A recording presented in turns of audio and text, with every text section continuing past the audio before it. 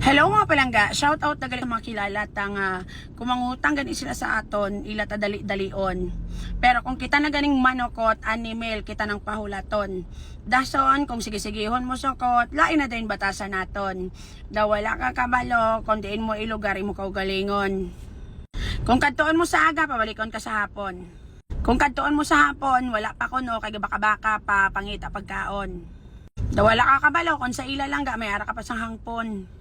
Sa sige mo panukot sa ila, daw ginapasalig mo nilang imo kaugalingon.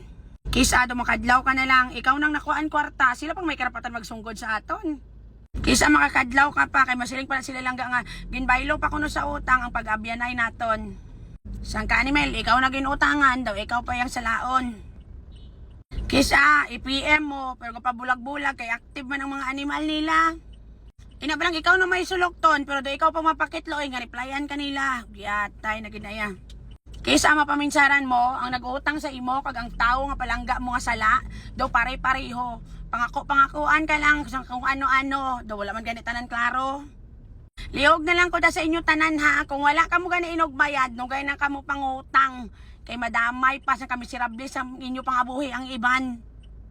Tapos ato nagpautang ni wala gani isa ka, daw sila pato yung mabasulan.